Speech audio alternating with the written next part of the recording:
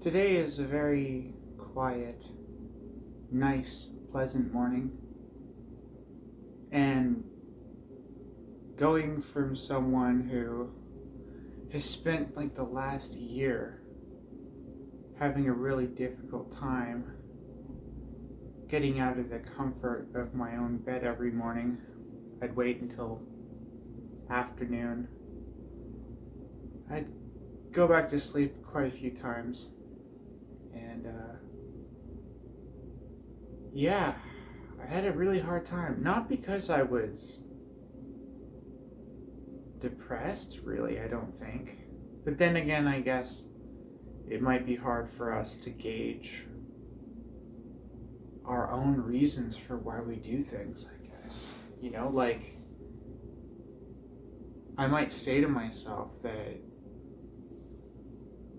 I'm fine, that I'm doing things for myself, and that I'm not depressed, I'm not sad. But how much of that is just me trying to say that things are all right when they're not really?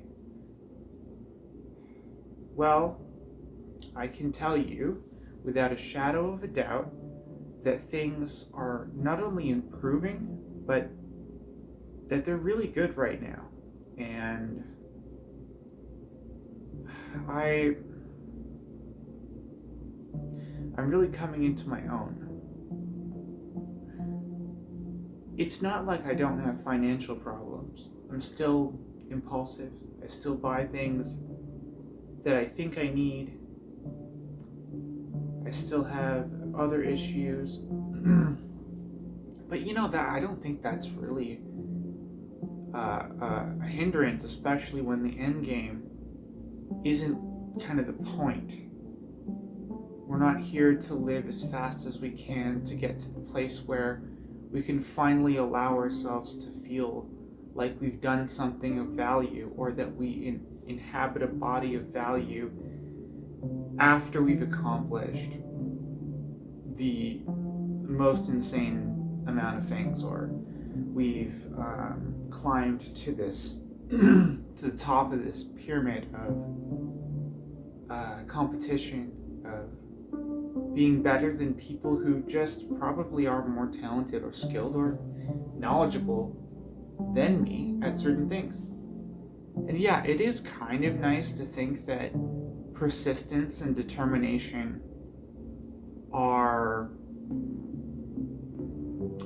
the things needed, or that you will be rewarded if you stick to those attributes. But sometimes people who are very determined don't have the right reasons for what they're doing. You know what I mean? So I don't think determination and persistence are in themselves they're more of a neutral when it comes to morality. What I think is number one is authenticity. And if you're new to this channel, you'll hear this a lot. So be aware of it and buckle yourself in, because we're going to talk a lot about being true to yourself, allowing yourself to take up space in any environment, and, you know, just generally being without any kind of explanation. These videos are, I guess, just a medium or a platform for me to just spew. But as I'm refining myself and my vision, my personality, my character, whatever it happens to be, I look at it not as if I'm building things onto an already overburdened with baggage personal load. I feel like I'm stripping away everything I don't need, or that my body actively rejects. And so far, I've trained, or more or less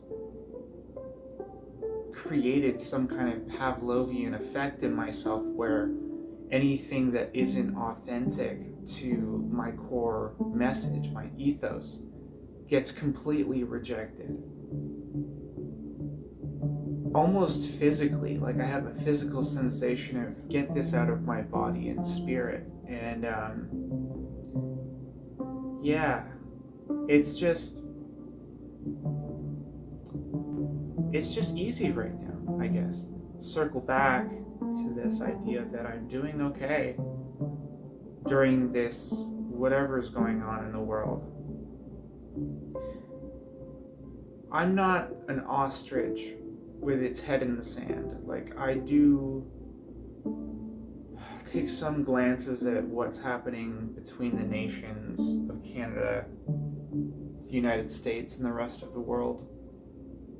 But to me, it's not something that's going to draw me in, drag me into its depths. And if it was an octopus's garden of propaganda, I would not be a fixture within that. Because I know that beyond the nationalism, beyond this petty squabble between rich people who govern countries, that we're the ones who have to pay for it at the end of the day. We're the ones that have to deal with prices going up. We're the ones who have to deal with having less resources, having to work longer hours, having less time to be with our kids, our pets, our family members, our friends. I think that despite all of that, I have actually a pretty awesome life.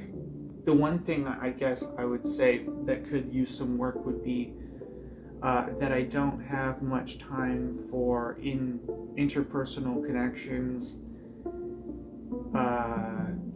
It's pretty typical, I'd say, of a lot of YouTubers that, sure, they can talk to a camera for a long time, but put them in front of an actual group of people, they seem pretty awkward. Which is not the worst thing, right? But some people, I guess, believe it is. And really, are we gauging our social effectiveness by, going to the lowest common denominator of individuals, the people who can't be impressed, the people who are biased, who just hate because other people hate, who get their information from media? Oh, this is how I want to act. Unironically, like an asshole. Because I think it's funny, or that in whatever media I'm watching, that character seems to have the most control, or they've fictionalized this world where assholes are praised somehow, or in a position of power. I don't know. But you really just don't have to judge your life like that, right?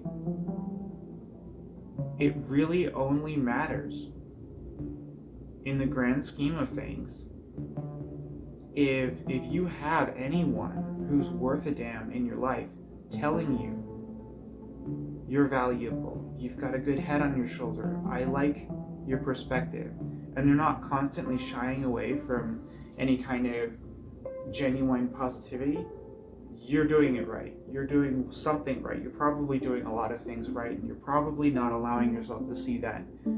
I think that we go extra lengths to try to humble ourselves, or at least maintain this idea that, oh yeah, well, we have done all of these achievements, so to speak, but they were easy for us, or we only half-assed them, or only half of the time we had actually put a lot of effort into it, or it's natural for me, or blah, blah, blah, right?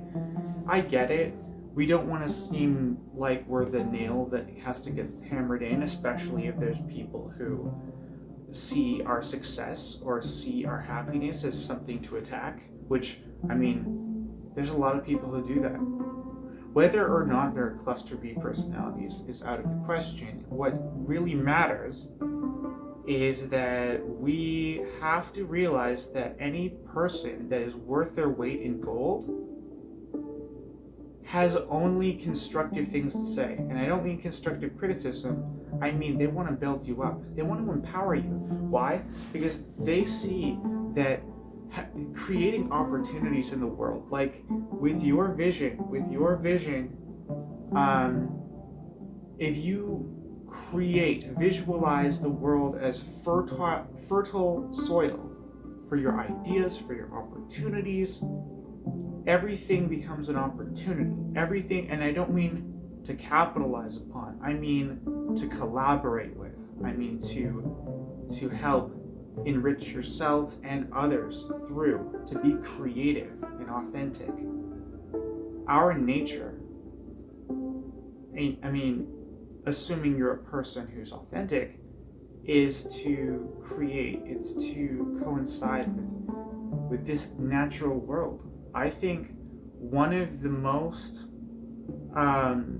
just succinct things I've thought of recently has been this idea that we as human beings in this society of noise, digital noise and digital illusion and egotistical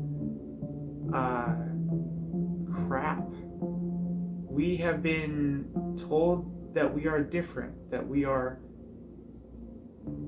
independent from our surroundings. It almost feels like, without being explicitly telling us that we're an alien creature and we're just completely separate from everything around us, you know, that's the case.